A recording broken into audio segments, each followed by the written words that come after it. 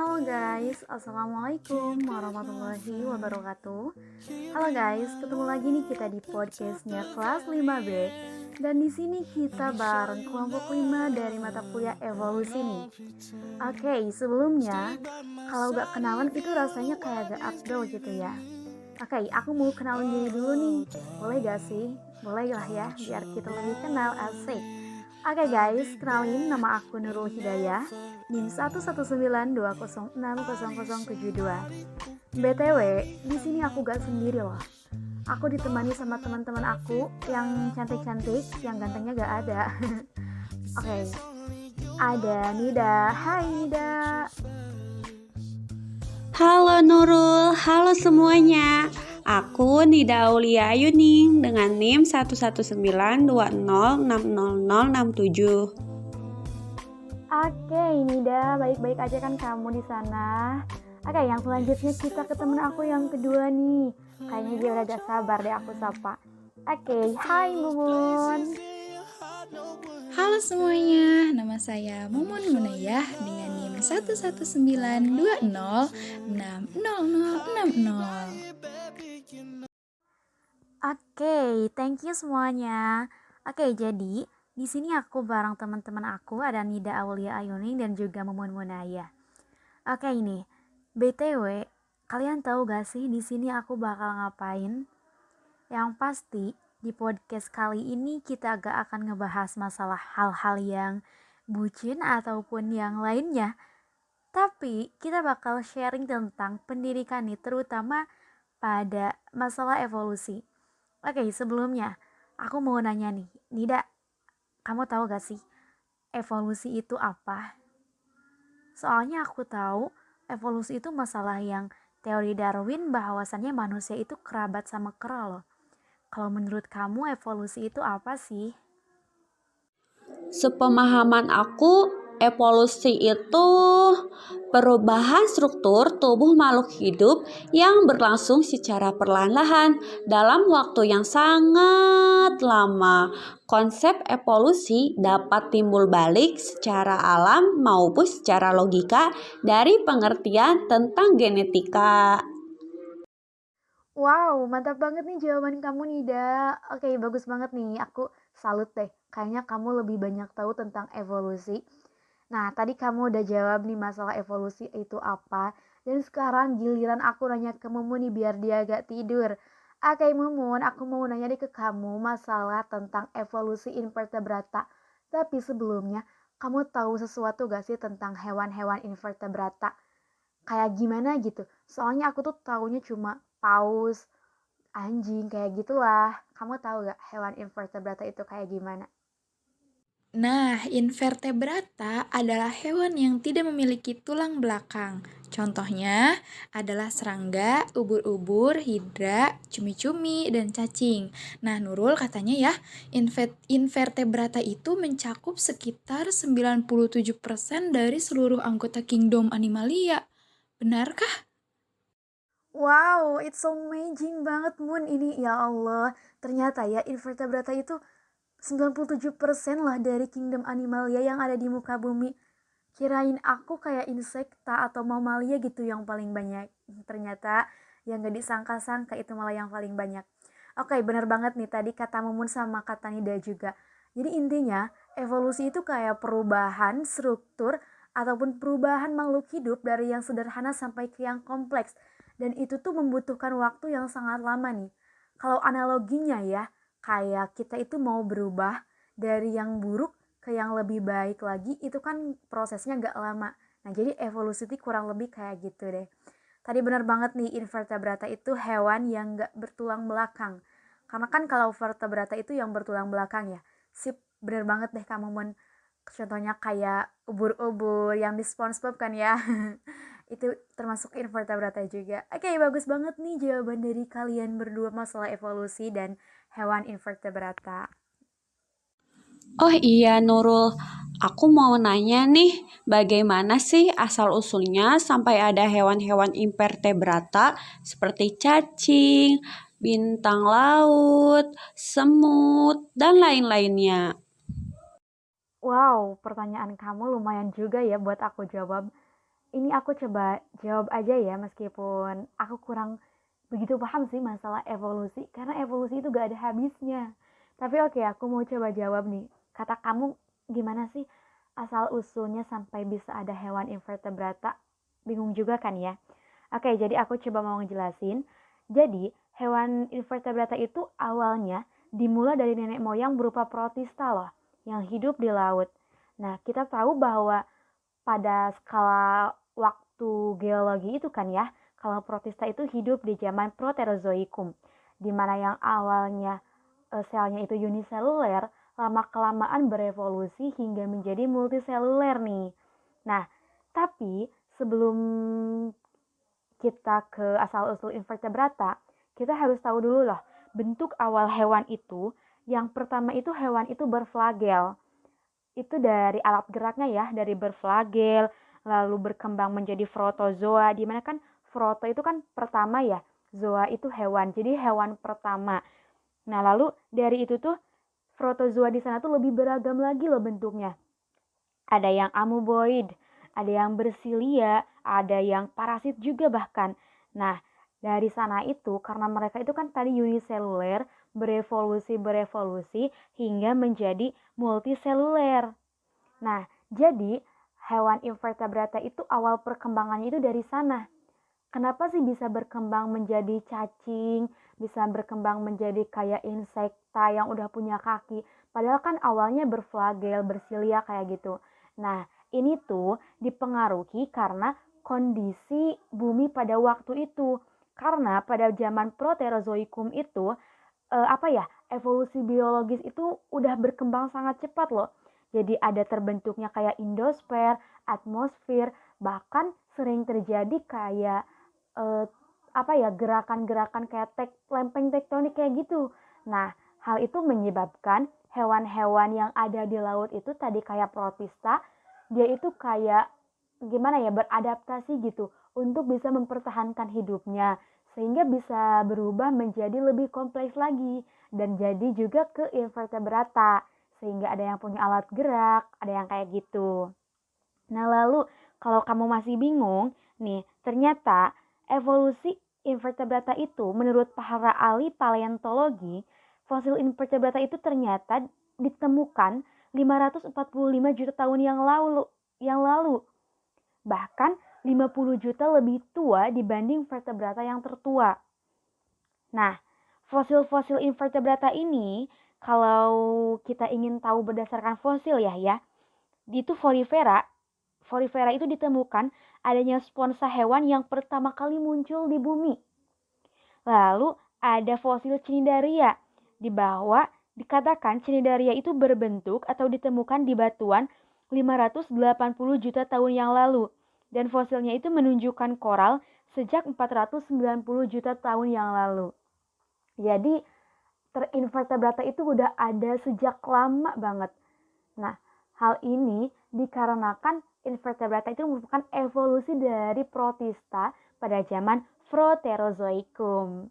Nah, gimana nih? Paham gak kamu kayak masalah tadi yang aku dijelasin? Semoga aku gak paham sih, biar kamu nyari lagi materinya lebih paham lagi. Tapi itu yang aku tahu deh, masalah asal-usul hewan invertebrata. Bentar-bentar deh nih, aku masih tahu sesuatu masalah asal-usul invertebrata. Ternyata tadi aku belum beres nih ngejelasinnya, tapi udahan aja. Oke, sorry ya, jadi aku mau jelasin lagi nih tambahan masalah asal-usul hewan invertebrata. Tadi aku katakan bahwa asal-usul invertebrata itu sudah ada sejak zaman Proterozoik ya, dari protista yang hidup di laut. Itu benar, invertebrata itu sudah ada sejak zaman Proterozoik. Tapi ternyata invertebrata juga ada sampai zaman Phanerozoic Eon. Bingung nggak kamu? Tadi katanya Proterozoik, lalu sekarang Phanerozoic. Oke, gak usah khawatir, aku mau jelasin nih. Jadi, Phanerozoic Eon itu terdiri dari 3 masa.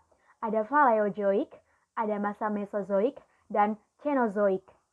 Nah, sedangkan tadi masa Proterozoic itu merupakan masa sebelum Paleozoic. Jadi, udah kejawab kan, invertebrata itu udah ada sejak lama. Nah, Di masa-masa Paleozoik ini, Mesozoik dan juga Cenozoik, ada beberapa zaman loh.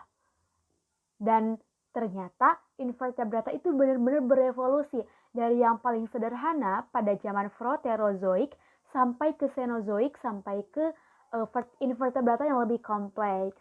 Jadi, itu dia tambahan dari aku masalah asal-usul hewan invertebrata. Oke, semoga kamu gak paham ya. Biar kamu bisa cari lebih luas lagi masalah asal-usul invertebrata ini.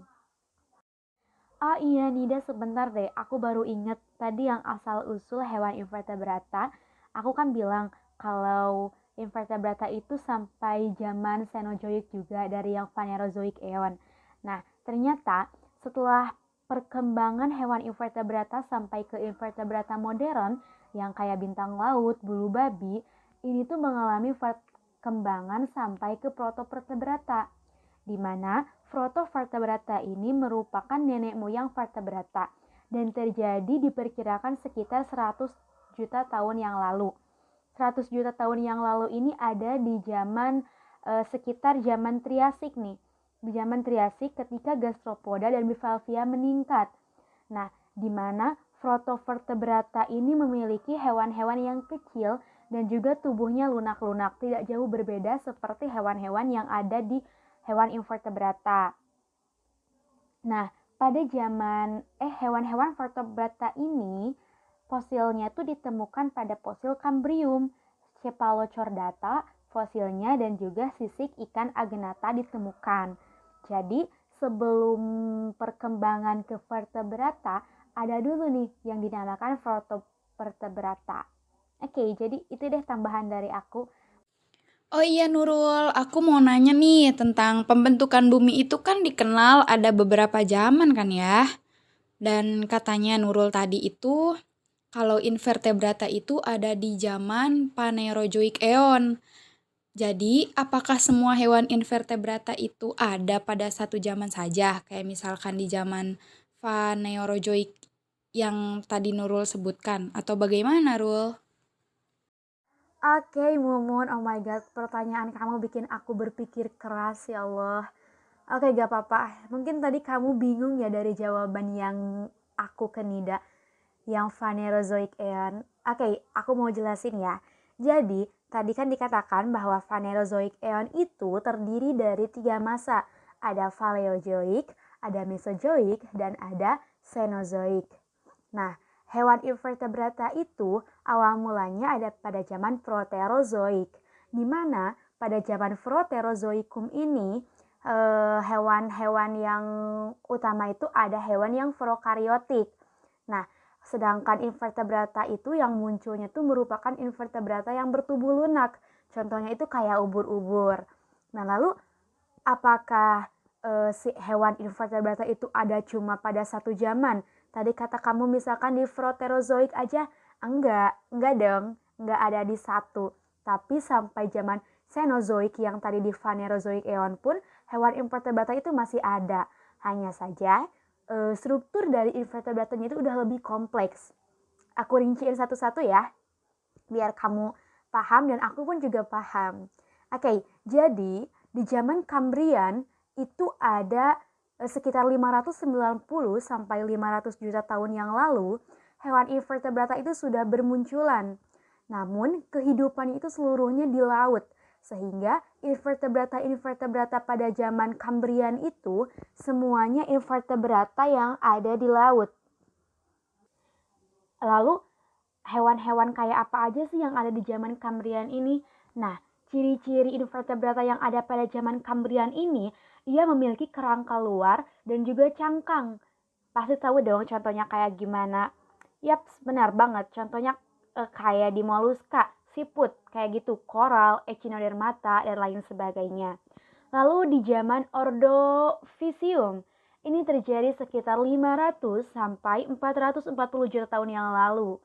Nah, pada zaman ini dikatakan sebagai zamannya hewan invertebrata loh. Kenapa sih dikatakan zamannya hewan invertebrata? Apakah di zaman Ordovisium ini banyak sekali invertebrata bermunculan? Tentu, kenapa dikatakan seperti itu? Karena memang pada zaman Ordovisium ini banyak sekali hewan-hewan invertebrata. Hal ini dikarenakan pada zaman ini terjadi evolusi biologis, dan pada zaman ini terjadi meluapnya samudra dikarenakan berakhirnya zaman es. Karena dengan meluapnya samudra ini, hewan-hewan invertebrata yang ada di laut itu jadi kayak menyebar gitu. Nah, karena menyebar itu, jadi kan ada yang berpindah. Misalnya yang meluapnya itu di daerah Australia misalnya, meluap lalu meluap ke Amerika, sehingga di sana kan si hewan-hewan invertebrata itu bisa beradaptasi lagi kan, bisa berkembang biak dengan yang lain, sehingga bermunculan hewan invertebrata yang baru, bahkan dengan struktur yang baru gitu, tidak sama dengan aslinya.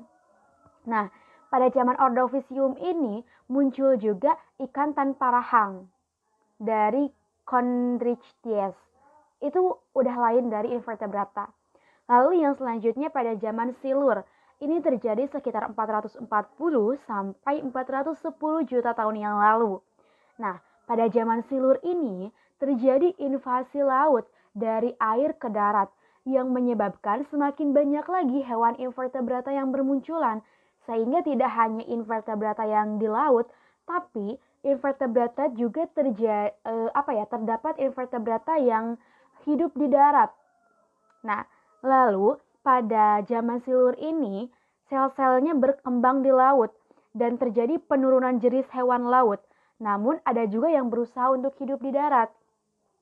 Hal ini tadi dikatakan disebabkan oleh terjadinya invasi laut dari air ke darat.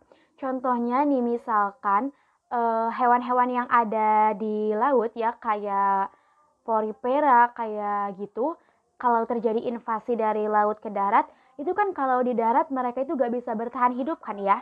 Jadi si porifera itu kalau pas ke darat itu mati, tidak bisa mempertahankan hidupnya. Tetapi pada zaman ini tuh muncul ikan-ikan rahang. Nah, kalau contohnya di mamalia, misalkan terjadi akibat dari invasi dari laut ke darat ini, contohnya kayak paus nih, kayak paus. Paus itu misalnya kan hidupnya di laut nih, terus ada invasi ke darat.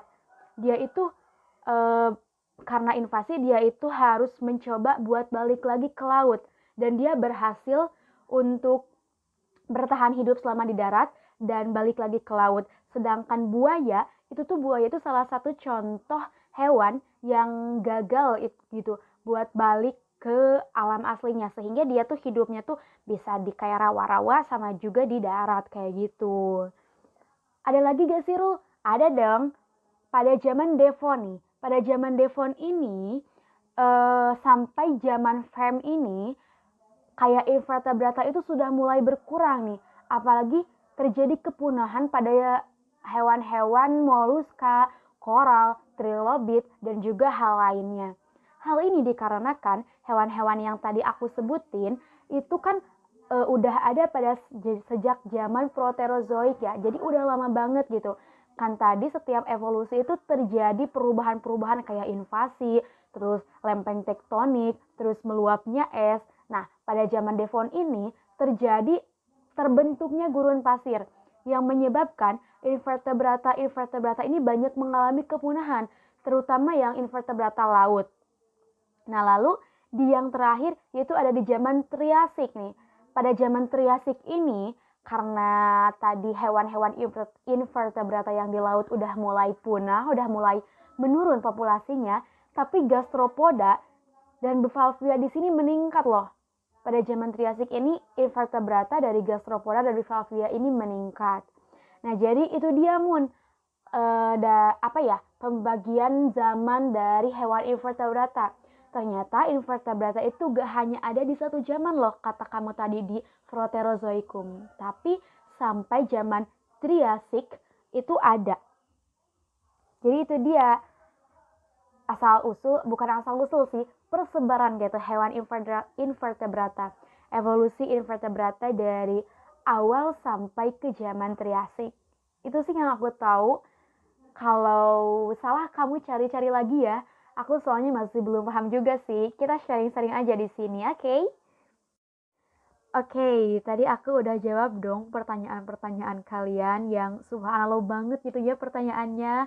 Dan sekarang aku pengen nanya juga nih ke kalian, giliran dong. Oke, aku mau nanya deh ke siapa ya? Ke Mun dulu deh. Mun, kamu pernah denger gak sih atau tahu sesuatu gitu tentang trilobites? Soalnya aku kayak aneh gitu denger trilobites itu apa? Emang dia itu invertebrata gitu ya? Kayaknya aku tahu sesuatu tentang trilobites deh atau trilobita. Itu adalah kelompok fosil antropoda laut yang sudah punah.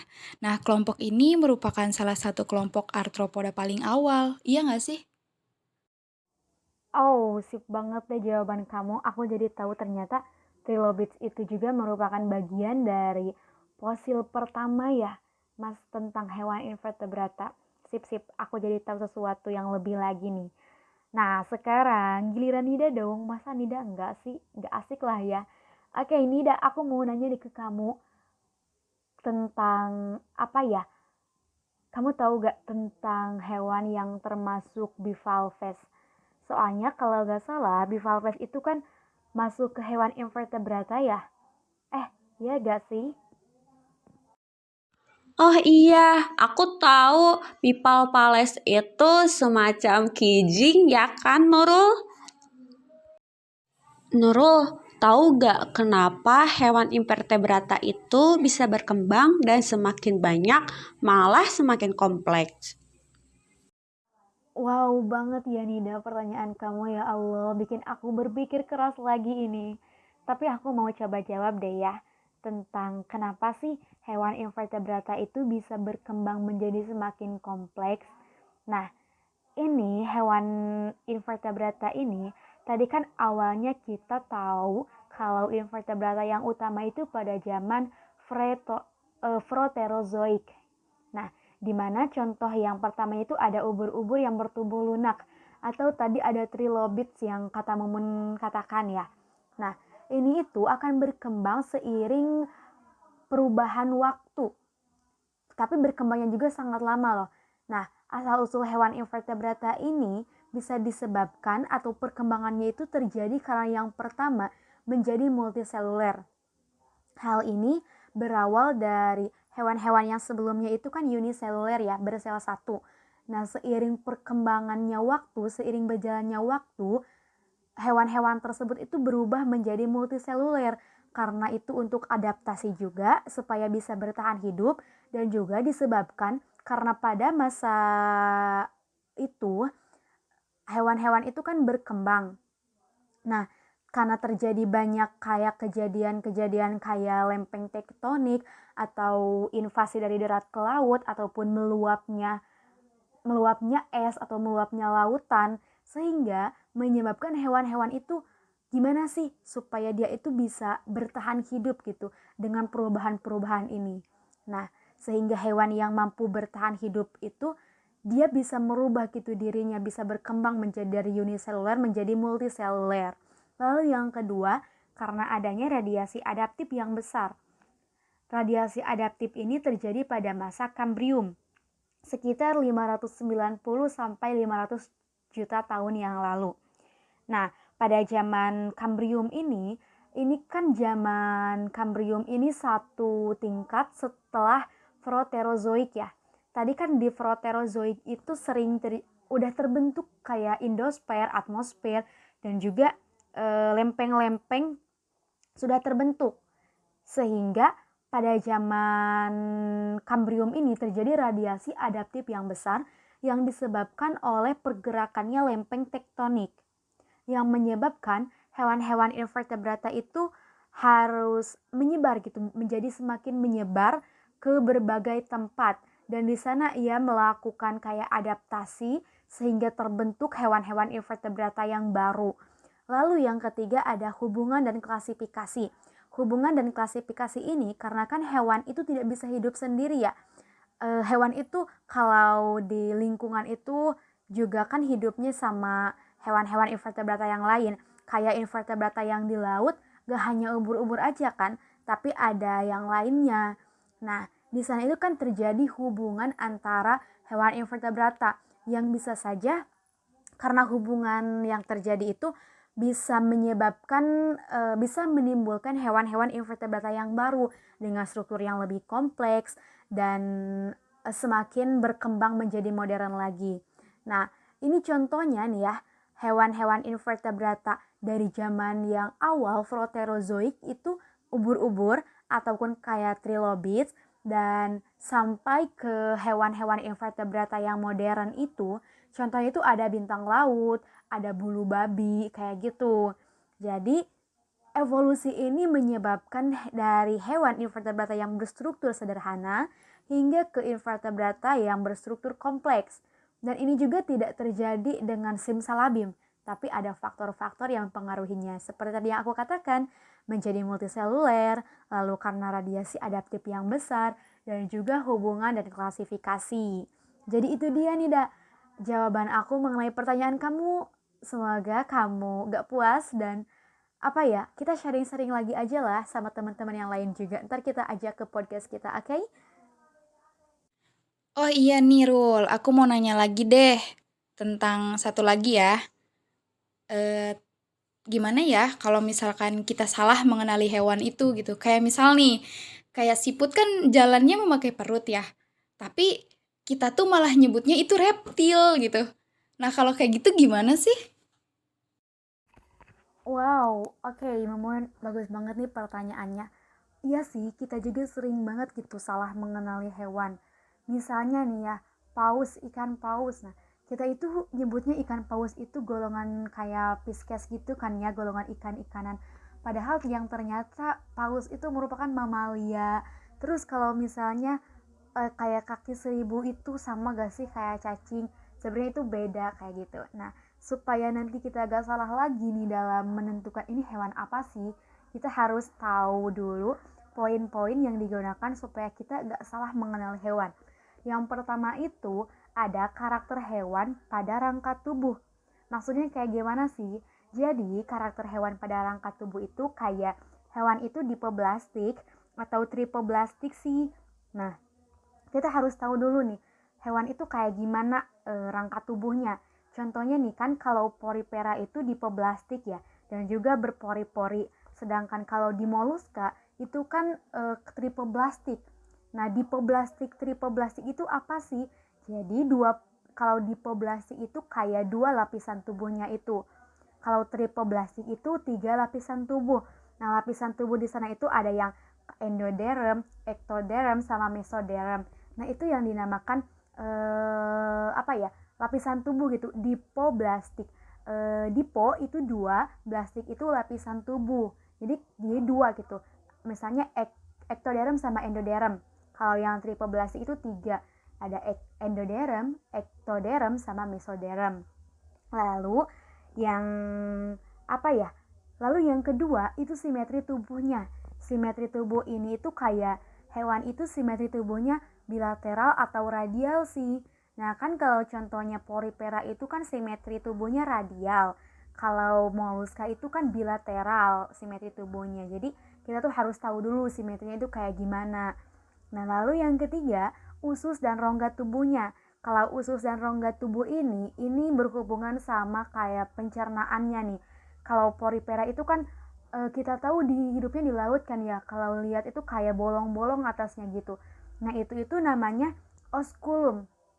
Kalau di moluska itu sistem pencernaannya itu mulai dari mulut sampai ke anus. Nah, jadi kita harus tahu dulu gimana sih sistem pencernaannya, apa ususnya itu kayak gimana, rongga tubuhnya kayak gimana. Lalu yang keempat itu ada segmentasi. Segmentasi ini tuh bisa dilihat di permukaan luar tubuhnya, di morfologinya. Ada segmentasi gak sih di hewan tersebut? Kalau kayak di cacing itu kan kayak bersegmen kan ya. Cacing itu bersegmen. Kalau misalkan ubur-ubur itu kan gak bersegmen ya. Nah, jadi yang keempat kita itu harus tahu segmentasinya. Lalu yang terakhir, yang kelima itu sirkulasi. Sirkulasi dari hewan itu kayak gimana sih? Ini sirkulasi itu kayak ke pengeluarannya itu kayak ke respirasi itu kayak gimana sih? Sirkular, perputaran kayak respirasi itu kayak gimana? Sebentar deh, kayaknya aku tahu sesuatu dari apa yang tadi Nurul jelasin. Mau tahu gak? Hewan invertebrata sederhana itu ada 3. Yang pertama Palacajoa, yang kedua spons, dan yang ketiga Cnidaria. Aku bahas ya satu-satu. Yang pertama Palacajoa. Palacajoa ini adalah filum hewan invertebrata yang memiliki struktur paling sederhana dari semua hewan. Mereka pada umumnya diklasifikasikan sebagai spesies tunggal. Satu-satunya hewan Palacajoa ini adalah Trichoplax adarens. Yang kedua, spons. Spons ini bisa disebut dengan porifera. Porifera ini ciri khasnya adalah tubuhnya berpori-pori seperti busa atau spons. Sehingga porifera ini disebut juga hewan spons. Sel datar tidak berflagel melapisi sebagian permukaan luar spons. Nah, contoh hewan dari porifera ini SpongeBob. Pasti tahu kan SpongeBob itu yang seperti apa? Karena itu adalah kartun anak-anak. Nah, SpongeBob itu adalah salah satu hewan porifera. Yang ketiga adalah Cnidaria. Nah, hewan Cnidaria ini memiliki penyengat atau alat sengat untuk menyengat mangsa. Karakteristik Cnidaria ini ada 2. Yang pertama medusa dan polip.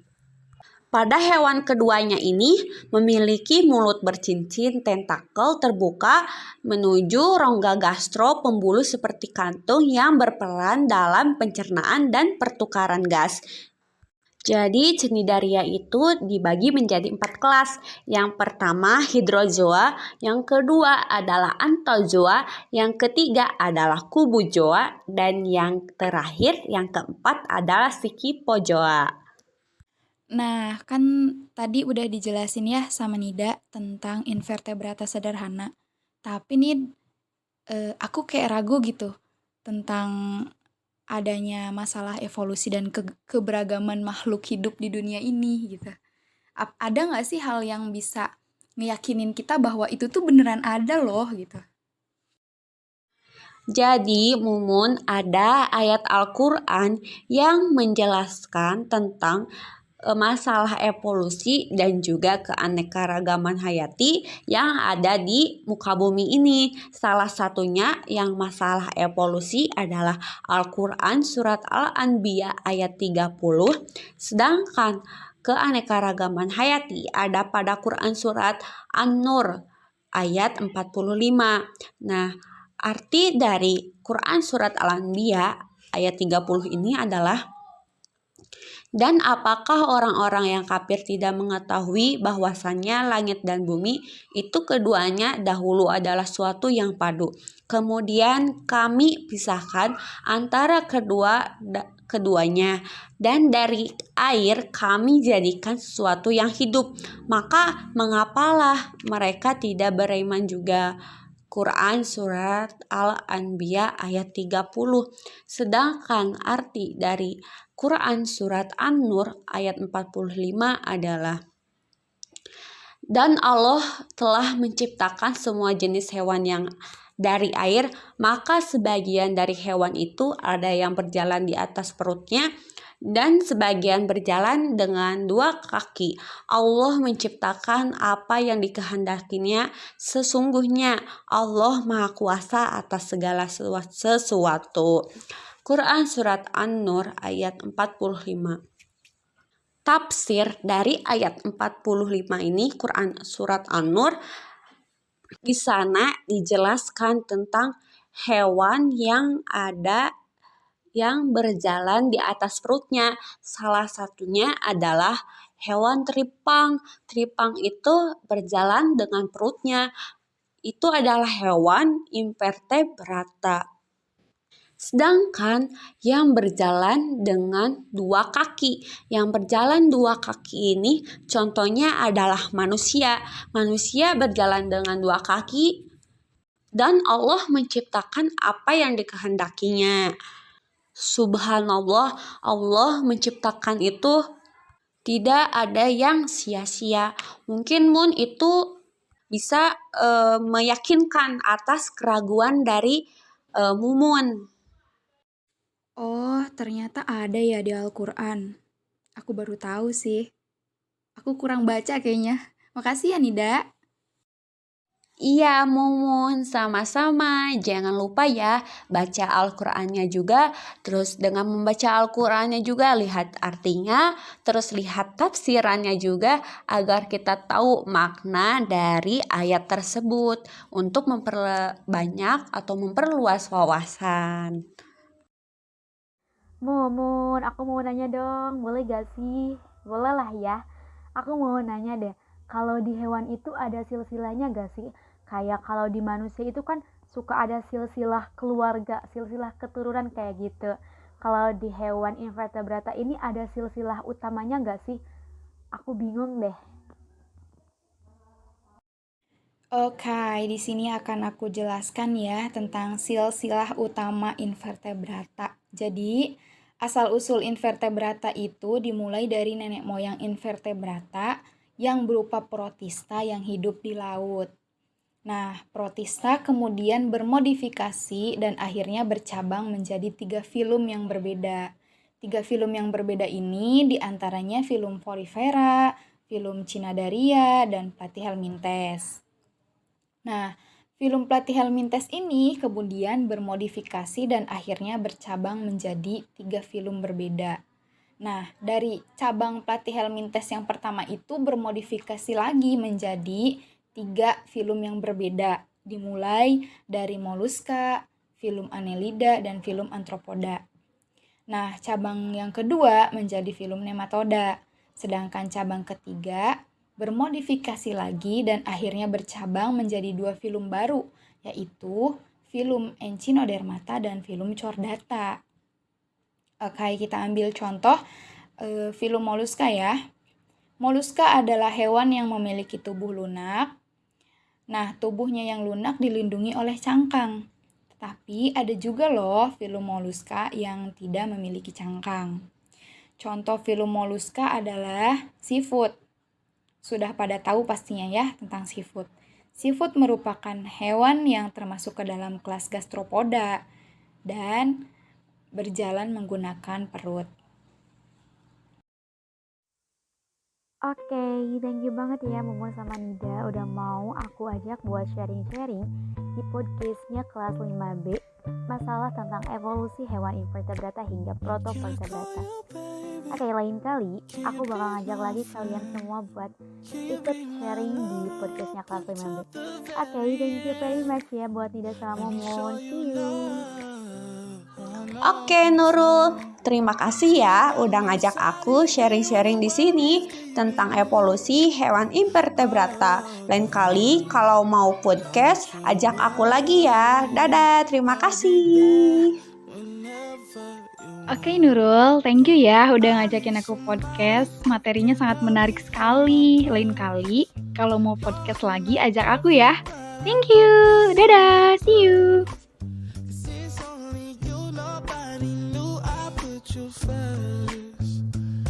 For you, girl, I swear I do the